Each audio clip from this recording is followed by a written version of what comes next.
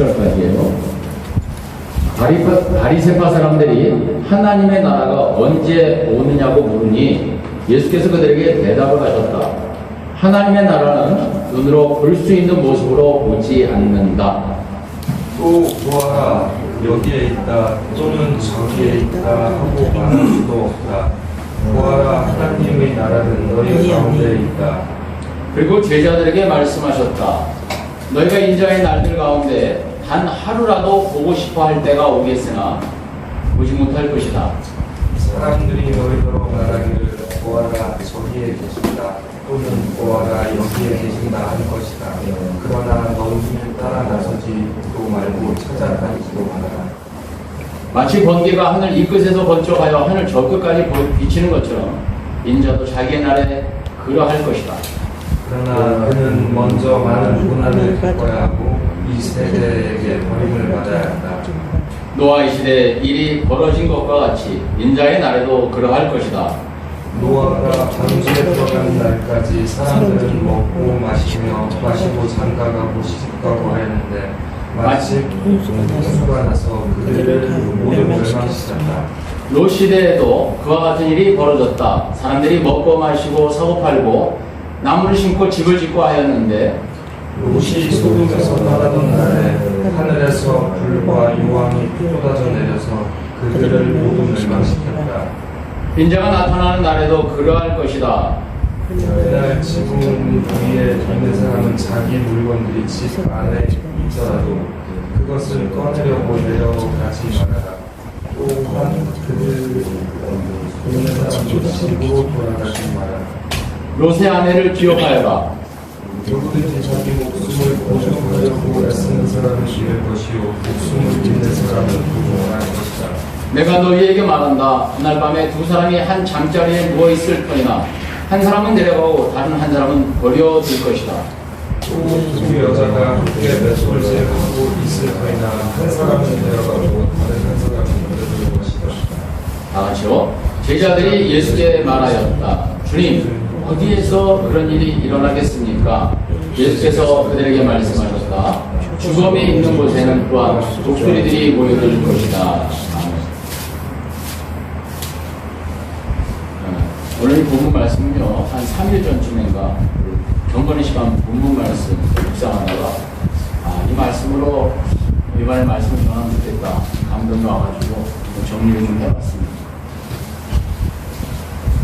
경건의 시간 지금 저희가 지금 단톡방이 있어요. 저희 사모님하고 우리 주식사님하고 저하고 셋인데 우리 두 분도 한번 경건의 시간 다음에 한번 배우셔가지고 한번 해보세요. 할렐루야. 또 굉장히 좋습니다. 아침에 일어나서 하나님 말씀으로 그날 어떻게 인도함을 받을 것인지 말씀 묵상하면서 그때 기도하는 마음을 말씀 보면서 깨닫고 감동 주시는 것을 한번 적어보는 거예요. 그래가지고 그 말씀을 한번 실천해 보면서 사는 것이고 때로는 그걸 통해서 하나님 나에게 뭔가 감동 주시는 거에 따라서 한번 살아보는 거예요. 그게 바로 말씀의 인도함을 받는 자, 성령의 인도함을 받는 자. 할렐루야. 아멘. 그래서 일주일에 한 번 말씀 듣는 거거든요. 우리 신앙, 영적 생활이 어렵습니다. 그리고 이제 기도도 정해놓고 한 시간씩 하면 더 좋지만은 일단 한 걸음씩부터 가자고요. 자, 오늘은 그래서 본문 말씀이 이제 이렇게 정해졌는데, 요즘에는 지금 그 예배에 대한 통제가 우리 충청권이라는 데는 약간 느슨해진 느낌이에요. 약간. 왜 그러냐면 서울 쪽에서 큰 교회들이 강력하게 완전 교회를 폐쇄해버리라는 얘기밖에 안 되니까. 교회는 아무도 들어오지 말고 목사님 혼자 그냥 설교하라는 거예요. 그래가지고 영상을 송출하라는 거예요. 교회 폐쇄하라는 얘기거든요. 콘서트. 나오나 콘서트 같은 한 4천 정도 있다고 그러죠? 그걸 만약에 영상 비대면 콘서트를 하는 게 콘서트가 됩니까? 이게 말이 안 되잖아요. 예배 똑같은 거예요. 말장난에 우리 넘어가면 안 되고. 어쨌든 그것 때문에 강력하게 저항을 해서 여기 심화보 목사님 교회, 은평제일교회에서 그걸 행정법원에다가 이렇게 이의를 제기해서 그거를 다 인용을 받아냈어요. 이게 뭐냐면 당신 말이 옳다. 예배는 이런 식으로 제한하면 안 된다. 받아낸 거예요. 헌법에 위배된다는 거예요. 받아낸 거예요. 그러니까 좀 주춤해줬어요. 서울 쪽에서만의 큰 교회들이 다 무너져 버린다? 그 다음에는요, 이런 작은 교회들이 이제 쭉 낙엽이에요. 다 막 적극적으로 경찰 공무원들이 초를 아주 감시하고 북한처럼 변해버리는 거예요. 순식간에. 우리가 이런 이야기를 한 번씩 들어야 될까요? 안 들어야 될까요? 알아야 되겠죠? 그죠? 모르고 갑자기 당하는 것보다는 알아야 되겠죠? 아니에요. 사실은요, 이런 일이 요즘에만 있었느냐? 그게 아니고요. 예수님 당시에도 사실은 그런 분위기가 있었던 거예요. 예수님이 우리 복음서 읽다 보면요, 주로 누구하고 논쟁을 많이 해요? 바리새인들, 사두개인들, 이런 사람들하고 논쟁 많이 하죠. 그죠? 논쟁하잖아요. 예수님이 그들하고. 왜 그런가? 예수님은 주로 이제 활동하시는 무대가 어디냐면은 갈릴리 그쪽에서 많이 활동하시고요. 명절 때나 이럴 때 한 번씩 예루살렘으로 가십니다. 예루살렘. 갈릴리는 북쪽이고요. 예루살렘은 남쪽이에요. 남쪽에 숙소가 있었어요. 그 예루살렘에 가셔가지고 이제 명절에 활동을 하시는 거예요. 그런데 주로 갈릴리 쪽에서 활동할 때 항상 바리새인들이 따라다녔어요. 이 사람들은 어떤 사람들이냐? 예루살렘에 있는 대제사장들 있죠. 그 당시에는 재정의치 사회예요. 로마가 딱 지배하고 있지만은 자치권은 어느 정도 허용해줬는데 누구한테 허용해줬느냐? 대제사장한테 허용해준 거예요. 그러니까 정치권과 제사 그 권을 다 갖고 있는 재정의치 사회였습니다. 그 대제사장이 누구를 파견했느냐? 바리새인들을 파견했던 거예요. 마치 이스라엘권의 종교 경찰처럼 그렇게 파견했던 거예요. 예수란 청년이 좀 이상하다? 가는 데마다 뭐 기적을 일으키고 죽은 사람 살려낸다고 희한한 일들을 많이 한다고 하는데 가르침이 이상하다, 가르침. 자기가 하나님의 아들이라고 그러는 거야. 하나님이 한 분이신데 무슨 아들이 있냐?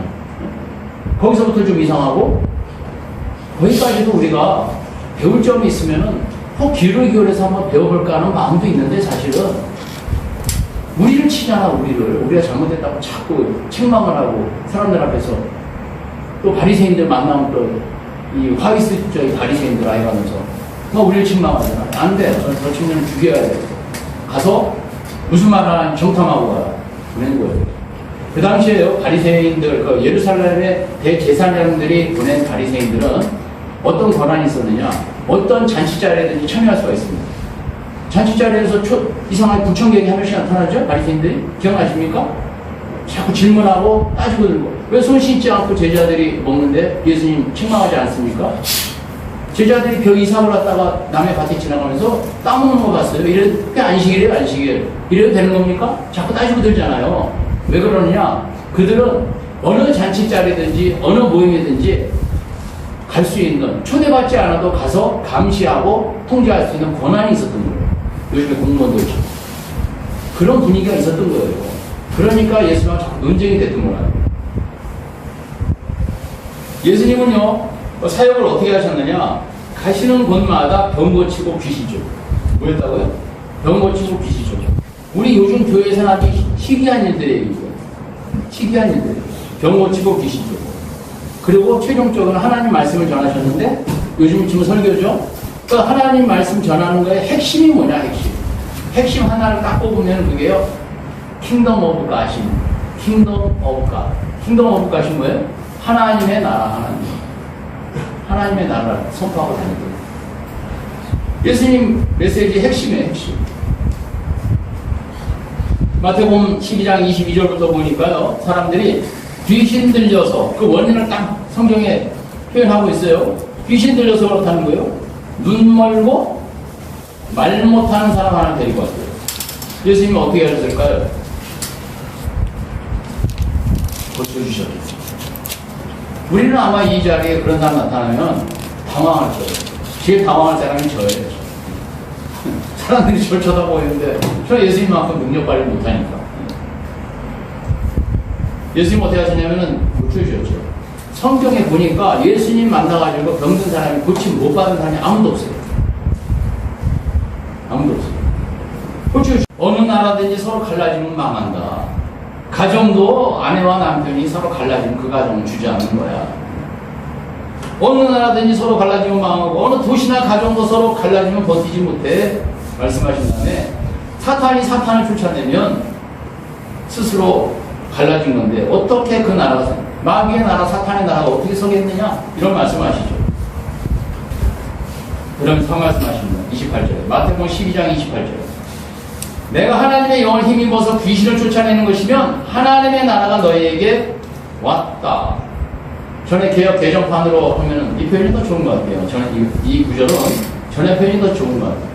내가 하나님의 성령을 힘입어 귀신을 쫓아내는 것이면 하나님의 나라가 이미 너희에게 임하였네. 그런 말씀하시죠. 그러니까 예수님은 그렇게 귀신 쫓고 병 고치고 꼭 설교를 하실 때는 주제가 뭐냐? 하나님의 나라. 킹덤 오브 갓. 하나님의 나라. 예수님이 어떻게 하나님의 나라가 임하였다고 말씀하신다고요? 성령께서 역사하십니다. 그런데 예수님이 또 하나님의 나라에 대해서 말씀하실 때 가만히 들어보면 언제는 하나님의 나라가 이미 임했다고 그러고 벌써 하나님의 나라가 여기 왔다는 거예요. 너희 중에 있다고 그러잖아요. 우리 읽은 본문에 나오지 않습니까? 20절부터 보면 누가복음 17장 20절에 나오잖아요. 바리새파 사람들이 하나님의 나라가 언제 오느냐고 물으니까 예수께서 그들에게 대답하시죠. 뭐라고요? 하나님의 나라는 눈으로 볼 수 있는 모습으로 오지 않는다. 또 보아라 여기에 있다 저기에 있다 하고 말할 수도 없다. 보아라 하나님의 나라는 너희 가운데 있다. 영어로는 among you 너희 속에 너희 사이에 이런 뜻이에요. 하나님의 나라는 너희 가운데 있다. 이미 임했다는 거예요. 그런데 또 본문 읽다 보면은 그걸로 끝나는 게 아니에요. 하나님의 나라가 갑작스럽게 닥치는 하나님 나라에 대해서 또 말씀하고 있는 거예요. 그래서 이제 우리가 이제 책을 좀 읽다 보면은 성경 뭐 이제 해석이나 신학이나 좀 책을 좀 읽다 보면 이런 구절이 하나 나와요. 이미 그러나 아직. 이미 하나님의 나라는 왔다 이거. 그러나 아직 안 왔다 이거. 모순 때는 그런 얘기를 가끔 해요. 우리가 여기서 알아야 되는 게 이것입니다. 바리새파 사람들이 자기들은 예수님 감시하러 왔지만은 그럼에도 불구하고 나름대로 궁금한 거예요. 그러니까 예수님한테 묻는 거예요. 하나님의 나라가 언제 옵니까? 언제 들이닥칩니까? 이걸 묻는 거예요. 그러니까 예수님이 여기 있다 저기 있다 말 못할 거예요. 이렇게 시작을 하시죠. 우리는 하나님의 나라를 두 가지로 생각할 수 있어요. 두 가지. 오늘 그 말씀을 좀 더 자세히 하려고. 이미 임한 하나님의 나라. 이미 임한 하나님의 나라.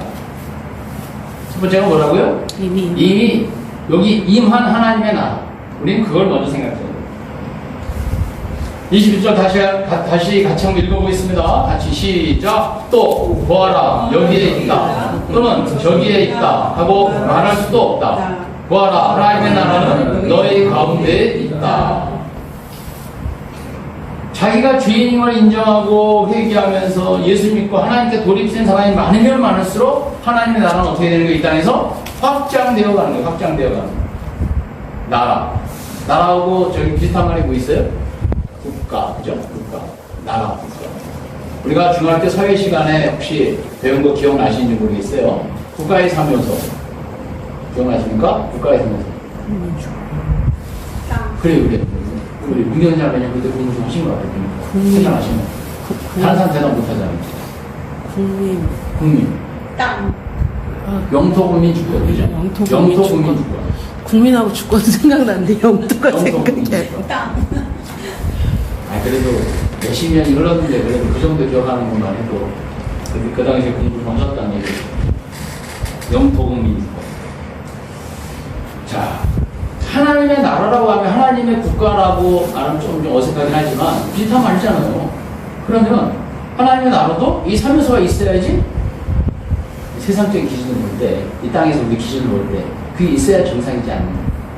영토는 뭘까요? 영토는 이 땅, 그죠? 하늘, 우리가 살고 있는 이 세상을 얘기하는 게 이 영토라고 볼 수 있어요. 뿐만 아니라 정치, 경제, 사회, 문화, 교육, 모든 영역을 우리는 영토라고 볼 수 있어요. 확장을 하잖아요. 국민은 뭘까요? 예수님 믿고 거듭난 그리스도인, 하나님의 자녀인 우리를 얘기하는 거죠. 우리가 국민인 거예요. 주권은 거예요. 하나님의 통치권을 얘기하는 거예요. 하나님의 통치권. 지금 이게 말이 되죠? 하나님의 통치권. 자, 하나님의 통치권에 가장 적극적으로 그 통치를 받아들여야 될 존재가 누구예요? 국민은 우리죠. 그리스도인들이죠. 그래서 우리는 정복하고 다스리고 이걸 해야 되는 거예요. 모든 영역 전 분야. 정치는 안 돼. 교회에서 그런 말 하면 안 돼. 이런 말 하면 돼요, 안 돼? 몰라서 그런 얘기야. 교육 얘기, 그거는 선생님들이 할 얘기지, 정교조가 뭐 교육이 어떻고, 그런 얘기 하면 안 돼. 그런 얘기 하면 돼, 안 돼? 스스로가 자신들을 제한하는 거예요. 우리는 모든 영역, 모든 분야를 정복하고 다스릴 책무가 있는 거예요. 책임이 있는 거예요, 하나님 앞에. 그걸 우리 스스로가 막고 닫고 귀를 닫고 안 보려고 했기 때문에 저기 마음대로 가지고 놀고 이 지경까지 왔다, 이거 우리나라. 우리나라뿐만이 아니라 전 세계가 마찬가지로 지금 그렇게 돼가고 있는 거예요. 창세기 1장 28절에는 하나님이 그들에게 복을 베푸셨다. 하나님이 그들에게 말씀하시기를 생육하고 번성하여 땅에 충만하여라. 땅을 정복하여라. 바다의 고기와 공중의 새와 땅 위에서 살아 움직이는 모든 생물을 다스려라 하셨다. 자, 정복하고 다스리려면요, 세상적인 방법, 세상적인 생각 가지고 하면 될까요, 안 될까요? 안 되겠죠? 세상적인 생각으로 정보가 다스리려고 하니까 환경 오염되고 지구가 이상해져 버리는 거예요. 네? 지금 전 지구의 부의 절반을 지금 8명의 부자가 다 갖고 있대잖아요. 이런 일이 왜 생기느냐? 하나님의 말씀, 하나님의 방법, 하나님의 이 뜻으로 다스리지 않고 인간의 욕심, 인간의 뜻으로, 인간의 방법으로 했기 때문에 이런 일들이 생기는 거예요. 이 땅에서는 어쩔 수가 없어요. 하나님 분명히 우리를 통해서 통치하십니다. 우리를 통해서 다스리십니다. 그럼에도 불구하고 완전하지는 않아요. 완전하지 않습니다.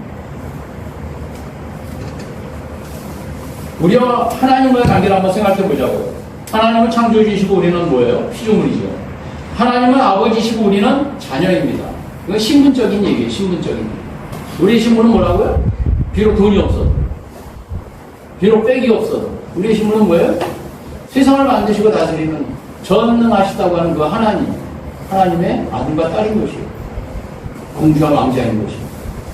가슴에 손을 한번 얹어보십시오. 비록, 따라서 한번 해보세요. 비록 돈 없어도,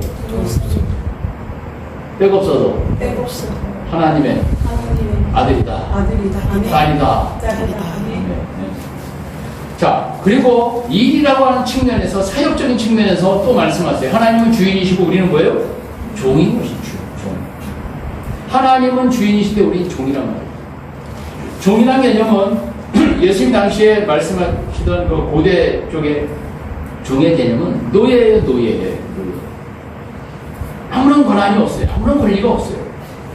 사도 바울이 나는 그리스도의 종이다, 나는 예수님의 종이다 할 때는 어떤 고백이냐면 나는 그리스도의 노예입니다. 이런 노예. 그 당시에 노예를 얘기하는 거예요. 주인이 오면 물 떠드리고, 주인이 오면 발 씻어드리고.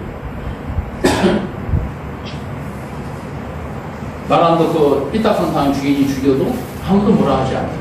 잡혀 들어간 거 없어요. 그 시대의 종이라고 합니다.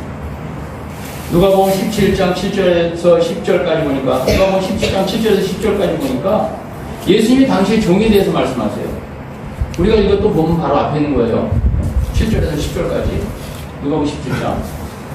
너희 가운데서 누구에게 밭을 갈거나 양을 치는 종이 있다고 하자. 그 종이 들에서 돌아올 때에 어서 와서 식탁에 앉아라 하고 그에게 말할 사람이 어디에 있겠느냐. 오히려 그에게 말하기를 너는 내가 먹을 것을 준비하여라. 내가 먹고 마시는 동안에 너는 허리를 동이고 시중 들어라. 그런 다음에 먹고 마셔라 하지 않겠느냐. 종이 명령한 대로 하였다고 해서 주인이 그에게 고마워하겠느냐? 10절 보십시오. 이와 같이 너희도 명령을 받은 대로 다 하고 나서 우리는 쓸모없는 종입니다. 우리는 마땅히 해야 할 일을 하였을 뿐입니다 하여라. 일이라고 하는 측면, 사역이라는 측면에서는 이 자세가 있어야 되는 거예요, 우리한테. 할렐루야? 아멘. 하나님이 명령이라고 하면, 그런데요, 하나님이 이 교회 운영에 대해서도요, 교회 돌아가는 것에 대해서 잘 생각해 보십시오. 하나님이 여러분 각자에게 직접 말씀하십니까? 오늘은 헌금위원 누가 해라? 오늘은 대표님도 누가 해라? 직접 말씀하시나요? 앞으로 누가 뭐 담당해서 직접 말씀하시나요? 아니죠. 사람 통해서 하죠. 누굴 통해서? 여기에 그래도 몇 명 안 되지만 하나님이 종으로 세우고 리더로 세운 저를 통해서 말씀하셨잖아요. 어느 교회든지 마찬가지. 목사님 통해서 말씀하는 거예요. 사람이 종이 되랴, 내가 그리스도의 종이 되랴. 여기에 종용되는 말씀이 아니에요, 그거는. 하나님께서 정반대의 뜻을 세상적인 얘기를 하고 그걸 강압적으로 요구했을 때에 해당되는 말이지 평상시에 일상적으로 우리가 쓸 수 있는 그런 아닌 것이에요. 지금 사람들은 개인주의가 너무 강해가지고 누구 말 듣는 거 아주 싫어합니다. 내가 제일 잘났어요. 내 하고 싶은 대로 하는 거예요, 그냥. 그런 분위기가 너나 할 것 없이 다 팽배한 거예요, 팽배한 거예요.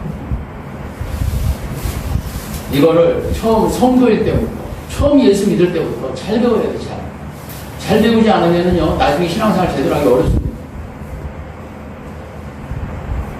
우리가 이제 오늘부터 생명의 삶 일과를, 이제 생명의 삶을 시작할 텐데, 오늘 서론 들어가겠죠. 거기에 보면 죄라는 게 나옵니다, 죄. 죄라는 게 종류가 세 가지 나오거든요. 근데 나중에 보시면, 저는 사실 그걸 보면서 제가 많이 놀랐어요. 저는 사실 목회하면서도 내가 큰 죄인 같지가 않았거든요. 제가 뭐 누구 뭐 때리는 것, 물론 어렸을 때 때리긴 때렸죠. 저 괴롭히는 녀석. 떡을 만들어 놓긴 했지. 한번 그런 적도 있었죠. 그렇지만은, 제가 뭐 대단히 뭐 흉악한 죄를 진 것도 없고, 대단히 누구한테 사기친 것도 없고, 저는 그래도 모범생으로 그래도 공부했고, 집안이 영 그냥 힘들고 막 어려운 와중에서도 삐뚤어지지 않고 지금까지 온 것도 물론 부모님의 덕이기도 하겠지만 저는 그렇게 제가 나쁜 사람 여겨지지 않았거든요. 근데 거기 보면 세 가지 죄를 얘기하고 있는데 그걸 보니까 너무 뿌리가 깊은 거예요. 내가 이런 죄인이구나 알게 되는 거예요. 근데 세 가지 정리하면요 한 가지로 딱 요약이 되면 한 문장으로 요약이 돼요. 뭔지 아십니까?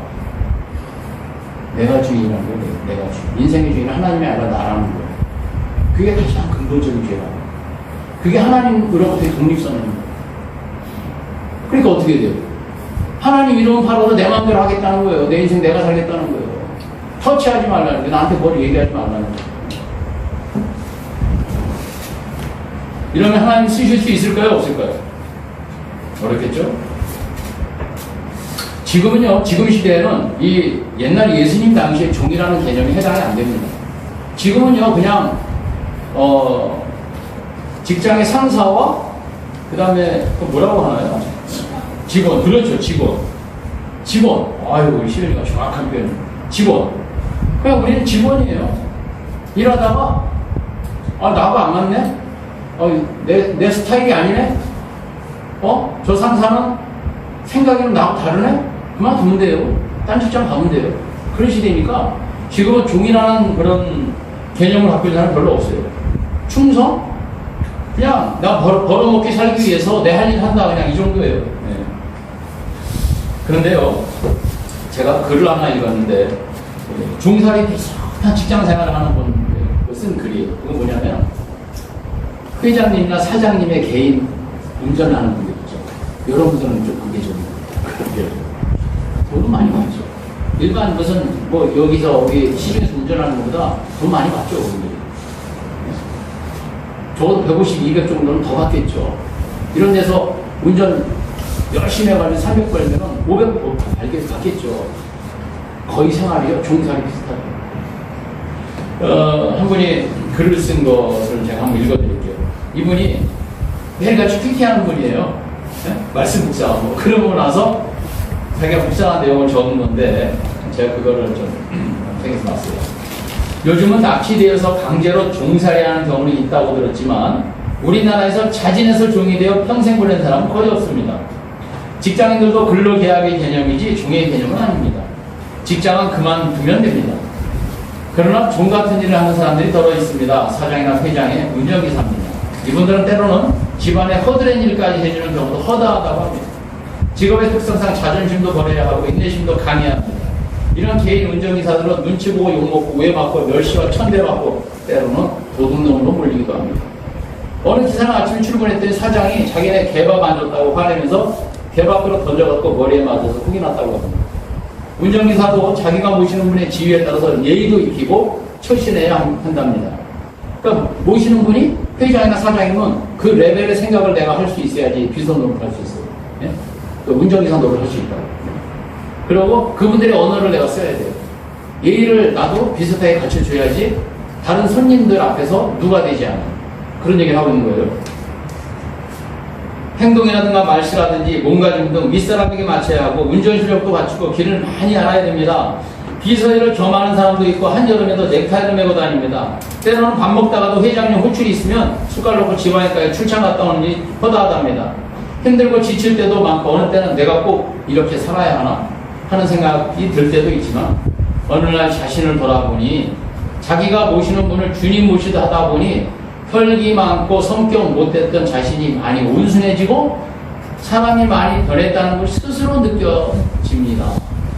이런 고백을 하는 거예요. 배고팠던 사람이 배고픈 사람을 알듯 섬겼던 분이 섬김을 알듯 종사를 해본 사람이 진정한 종의 의미를 안다는 것입니다. 이번에 묵상입니다. 가정교회를 이 사역을 시작하신 지금 이제 은퇴하셨어요. 한 2년 됐어요. 제주도에서 은퇴식까지 하고 저희 갔다 왔는데 최영기 목사님이라고 미국 휴스턴 서울교회 그분이 강의 중에 이런 말씀 하시더라고요. 목사님들이 영적 어린아이들이 많대요. 목사님들 중에서 목사님들이 중에서 이상하다. 내 상식하고 너무 틀린데? 너무 유치하지 않나? 이렇게 느껴지는 순간이 있을 거예요. 영적 어린아이 같은 사람들이 많다는 거예요. 왜 그런가?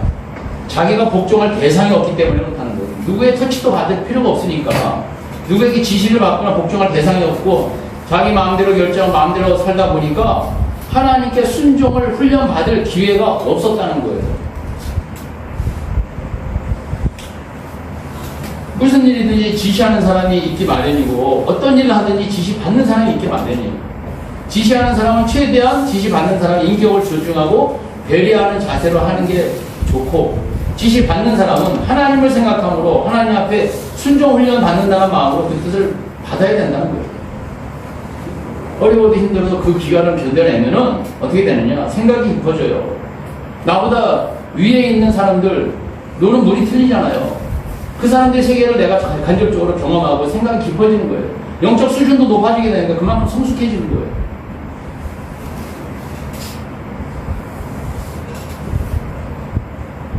행여나 제가 이런 말씀 드린다 해서요. 저는 여러분들이 김달주 목사가 대접받으려고 이런 말을 한다. 그렇게 오해하지는 않으셨으면 좋겠어요. 교회가 제대로 세워지려면 이 원리, 이런 원리들을 하나씩 우리가 잘 마음에 새기고 알아야지 되기 때문에 말씀드리는 거예요. 목사가 아무리 목회 잘하는 분이 계셔도요, 몇십 년 있으면 은퇴해요, 은퇴. 20년 하고 은퇴, 30년 하고 은퇴. 새로운 목사님이 등장하고 그 교회는 존재해야만 돼요. 없어지면 안 돼요. 계속 존속해야 돼요. 근데 교인들이, 거기에 있는 교인들이 잘 가르침 받고 훈련 받은 상태여야지 교회가 든든하게 서서 주의 일을 잘 감당할 수 있는 교회가 된다는 말이죠. 그런 의미에서 제가 이런 말씀 한 번씩 드리는 거예요. 예수님에 대해서 우리가 성경 공부를 하다 보면요, 로드십이라는 걸 배우게 돼요. 로드십. 들어보신 분 계실 거예요. 로드십. L-O-R-D-S-H-I-P. 로드십. 주인됨이라는 거예요. 예수님의 주인됨, 이걸 인정하는 것을 로드십이라고 합니다. 예수님의 로드십을 인정한다는 거예요. 그걸 반대로 말하면 뭐예요? 우리의 종됨을 인정한다는 거예요. 우리의 종됨. 하나님의 통치권은요, 우리 그리스도인을 통해서 모든 사회 영역, 모든 거에 영향을 미쳐야 돼요. 그 권한을, 권력을 우리가 쥐어야 되는 거예요. 그래야지 사회가 정상적으로 돌아가는 거예요. 국회에서 한 2년 전에 차별금지법, 정의당인가 거기서 발의해가지고 통과가 안 됐어요. 교회 많이 반대해가지고. 평등법이라는 걸 김영배 더불당 의원이 올해 2월 19일 날 발의를 했잖아요. 지금 그게 좀 통과 안 되고 있어요. 눈치 보고 있어요. 교회들이 방대했으니까. 지금 건강가정 기본법이라는 걸 또 통과시키려는데 여기도 동성애 조항이 또 들어가 있어요. 주민자치 기본법이라는 걸 제가 얼마 전에 강의했지만 거기도 이 동성애 조항이 또 들어있어요. 이걸 통해서 교회를 무력화시키고 무너뜨리려고 하는 거예요. 예수 믿는 사람들은 법조계도 와야 돼. 예수 믿는 사람들은 교육계도 와야 돼. 거기서 권력을 쥐어야 되는 거예요. 그래가지고 거의 변화시켜야 되는 거예요. 아멘. 할렐루야. 아멘. 이게 바로 하나님의 통치권이 그 세상의 모든 영역에 미치는 일입니다. 지면 어떻게 돼요? 미국에서 있었던 일, 세계에서 있었던 일들이 우리도 그냥 일어나는 거예요. 동성 결혼을 하겠다고 케이크 주문했는데 싫다고 하면 법에 벌금 물어야 돼요. 3천만 원, 5천만 원 물어보세요. 목사님한테 가서 우리 남자끼리 결혼하는데 주례 좀 써주세요. 아, 우리는 신앙 양수상 못합니다. 그러면 또 보수당해가지고 3천만 원, 5천만 원 벌금 물어보세요. 교회는 가는 거예요. 깜빡 가는 거예요, 벌금 물리니. 그런 세상이 오는 거예요. 미국에서는 트랜스젠더 여자 선수, 남자가 떼버렸어요. 거시기 떼버렸어요. 그래서 여자 선수가 돼가지고 격투기를 했는데 여자 선수 머리를 쳤는데 이 두개골이 깨져버렸어요. 이런 일들이 전 세계에서 일어나고 있어요.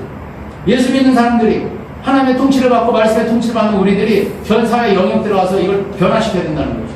이게 하나님의 뜻이라는 거예요. 아멘. 하나님의 통치권이라는 거예요. 아멘. 하나님의 통치권을 제대로 먹혀들려면, 하나님 우리를 쓸 수 있으려면 우리는 종됨의 훈련이 있어야 된다는 거예요. 할렐루야.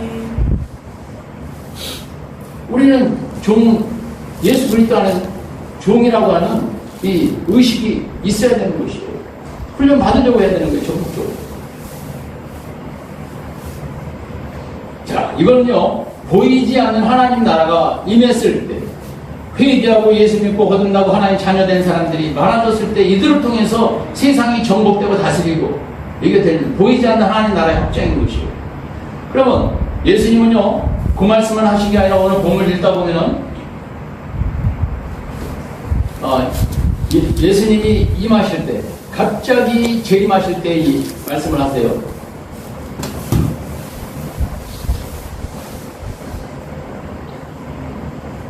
22절부터 보십시오. 21절은 보아라 여기에 있다 또는 저기에 있다 하고 말할 수도 없다. 보아라 하나님의 나라는 너희 가운데 있다. 그 말씀 하시고 나서 그게 지금까지 설명한 거에 해당되겠죠? 22절부터 뭐라고 말씀하십니까? 그리고 제자들에게 말씀하셨다. 너희가 인자의 날들 가운데에서 단 하루라도 보고 싶어 할 때가 오겠으나 보지 못할 것이다. 인자의 날, 예수님이 통치하시는 날, 완벽한 통치가 이루어지는 날, 그날은 예수님이 재림하신 다음에 펼쳐질 그러한 날이겠죠? 아직 너희들은 그 날은 보지 못합니다. 다 늙어 죽을 테니까. 아니면 숨겨가든가. 예수님 제자들 당시. 그런데 갑작스럽게 들이닥치는 그런 날이 있다 이거예요. 갑작스럽게 들이닥치는 날. 예수님의 재림과 동시에 새 하늘과 새 땅이 펼쳐지는데 이게 바로 앞으로 임할 하나님의 나라인 것이에요. 앞으로 임할 하나님의 나라. 하나님의 나라는 이미 임했어요. 그런데 또 앞으로 아직 임하지 않았어요. 앞으로 임할 거예요. 그 두 번째 얘기를 지금 제가 말씀드리려는 거예요. 예상치 못한 시기에 갑자기 들이닥치는 하나님의 나라. 마태복음 24장 41절 44절까지 보니까 그러므로 깨어있으나 너희는 너희 주님께서 어느 날에 오실는지를 알지 못하기 때문이다. 이것을 명심하라. 집주인이 도둑이 밤 몇 시에 올지 알고 있으면 그는 깨어있어서 도둑이 집을 뚫고 들어오도록 내버려두지 않았을 것이다. 그러므로 너희는 너희도 준비하고 있어라. 너희가 생각하지도 않은 시각에 인자가 올 것이기 때문이다. 36절 보시면 그러나 그날과 그 시각 아무도 모른다. 하늘의 청사들도 모르고 하늘도 모르고 오직 아버지만이 아신다. 이게 마태복음 24장에 있는 말씀입니다. 마태복음 25장에 1절에 13절까지 슬기로운 다섯 처녀와 미련한 다섯 처녀가 있어요. 신랑이 오는 시간을 슬기로운 다섯 처녀도 미련한 다섯 처녀도 등불을 들고 기다리고 있어요. 그러다 다 같이 밤중에 다 졸았다고 그랬어요. 잠들었다고 그랬어요. 갑자기 누군가 외칩니다. 신랑이 오셨다. 신랑이 오셨다. 그러면 등불을 불 밝히고 나가야 되는 거예요. 옛날 결혼식 풍습이 그렇다고. 등 밝히고 나가야 되는데 다섯은 기름 준비했으니까 등 밝히고 나가는데 이 다섯은 기름이 없어가지고 밝히지 못하는 거예요. 우리한테 기름 좀 나눠줘. 아, 우리 쓸 것도 부족할 것 같아. 차라리 좀 사와. 그래가지고 사러 간 사이에 신랑을 못 만나게 된 거예요. 아예 나중에 찾아왔을 때는 이 문이 닫혔고 결혼식장에 못 들어간다 이런 거예요. 그것이 마태복음 25장에 나오는 말씀이잖아요. 그러면서 뭐라고 말씀하십니까? 마태복음 24장 27절에는 번개가 동쪽에서 나서 서쪽에까지 번쩍이듯이 인자가 오는 것도 그러할 것이다. 천국이 가까이 오면요 노아의 때와 같이 소돔과 고모라의 성에서 음란과 이기적인 적용을 탐했던 것 같이 시집 가고 장가가고 사람들이 다 이기적으로 그렇게 살아간다는 거예요. 오늘 17장 본문에 보시면은 37절 한번 맨 끝에 보세요. 제자들이 예수께 말하였다. 주님, 어디에서 그런 일이 일어나겠습니까? 예수께서 그들에게 말씀하셨다. 죽음 있는 곳에는 또한 독수리들이 모여들 것이다. 죽음 있는 곳에는 독수리들이 모여드는 것처럼 죄악이 그만큼 관영해서 모든 사람들이 죄악 가운데 빠져들어 있으면 예수님의 재림은 갑자기 옵니다. 새하늘과 새 땅은 갑자기 펼쳐진다. 그때는요 완전한 통치가 이루어지고 완전한 통치, 하나님의 통치. 지금은 불완전해요. 악한 영들이 얼마나 사람들의 생각을 통해서 방해를 놓는지 모릅니다. 얼마나 이 세상의 죄악 가운데 하나님의 뜻이 이루어지지 않도록 타락시키는지 몰라요. 그렇지만 이제 앞으로 올 하나님의 나라, 예수님의 재림과 동시에 펼쳐질 하나님의 나라는요 완벽하다. 완벽한 통치라는 거죠. 그때는 아픔도 없습니다. 슬픔도 없습니다. 괴로움도 없어요. 어둠이 없는 세상이 펼쳐지는 거예요. 로마서 8장 19절에도 보니까 피조물은 하나님의 자녀들이 나타나기를 간절히 기다리고 있습니다. 로마서 8장 19절에 22절에 보니까 모든 피조물이 이제까지 함께 신음하며 함께 해산의 고통을 겪고 있다는 것을 우리는 압니다. 예수님이 재림하시고 새하늘과 새 땅이 펼쳐지면 이 땅이 완전히 변해버립니다. 썩는 게 없어요. 아픈 게 없어요. 피조물도 사람이 하나님과 관계가 끊어지고 범죄함으로 땅이 저주를 받아버려서 가시원콩 피어나면서 피조물들, 동식물들도 얼마나 지금 괴로움과 아픔 가운데 지내는지 모른다는 거예요. 그들이 본성적으로 본능적으로 하나님의 아들들이 나타나기 학수고대한다는 거예요. 그러다가 예수님 재림의 때가 되면 온 세상이 변해버리는데 피조물들도 동물들도 식물들도 싹 달라져 버립니다. 그냥 그때는 아마 그럴 것 같아요. 우리가 지나가다 이렇게 보면 꽃이 나무가 우리한테 말을 걸 것 같아요. 하나님을 사랑합니다. 하나님을 찬양합니다. 찬양합니다. 이런 막 그냥 이렇게 뭐 텔레파시라고 하나요? 뭐라고 하나요? 그냥 생각 같은 그 음성이 막 들릴 것 같아요. 천국 보고 왔다는 사람들은 그런 고백 가끔 하잖아요. 간증 들어보면. 그런 세상이 올 것 같아요. 우리가 이 나라를 고대해야 돼요. 아멘. 이 나라를 고대하면서 우리가 살아야 되는 거예요. 아멘. 이 나라를 소망하고 고대하면서 오늘을 사는데 우리는 어떻게 살아야 돼요? 하나님의 통치를 적극적으로 받아들이시기 바랍니다. 할렐루야. 아멘. 내 자신을 하나님 쓰실 만한 사람으로 훈련할 수 있도록 우리가 말씀으로 그 성령, 제가 보기에는 굉장히 좋은 게 경건 시간인 것 같아요. 아침에 말씀을 이렇게 묵상하면요 깨달아지고 있어요. 근데 그것만 가지고 사실 좀 부족해요. 하루에 1시간이면 1시간, 2시간, 2시간 정해놓고 기도해야 돼요. 이거 안 되는 사람은요 그 주의를 하기가 좀 쉽지 않습니다. 예를 들어서 찬양도 난다. 적어도 1시간 이상 기도 해야죠, 매일같이. 그런 거 없이 하면은 성령이 역사하시겠네요. 우리가 무슨 봉사할 때 마찬가지예요. 여러분들 제가 보내드리면 하루에 1시간씩이라도 기도를 좀 해서.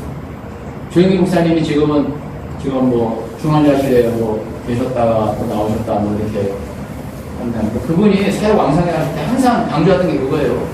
목회자들은 3시간 이상 기도 안 하고 평신도들은 1시간 이상 기도 안 하고 1시간, 적어도 1시간. 1시간 기도하면요 자기가 영적으로 눌리지 않고 신앙생활 할 수 있고요. 영적으로 승리할 수 있고요. 사역을 하려면 적어도 3시간 정도 목회자들한테 하는 얘기죠. 그러면 성도로서 평신도로서 사역하려면 2시간 이상 해야 되지 않겠어요? 말씀 묵상하고 기도하고 이게 맞아 떨어져요. 여기서 저와 여러분들이 더 발전이 있기를 바랍니다. 할렐루야. 아멘. 하나님과 관계가 더 이렇게 막 뭔가 이게 막힘이 없이 끌려가는 거예요. 저와 여러분들이 좀 그래서 영적으로도 강력하고 말씀으로도 하나님의 말씀으로 무장이 되고 어느 누가 오더라도 선한 영향력을 미치고 그들도 야 나도 아무개 형제님처럼 아무개 자매님처럼 그렇게 아름답게 멋있게 신앙생활 좀 해봤으면 좋겠다. 그런 고백이 저절로 나올 수 있는 그런 분들 다 됐으면 좋겠습니다. 할렐루야. 이전 한번 기도하겠습니다. 하나님 아버지 저희들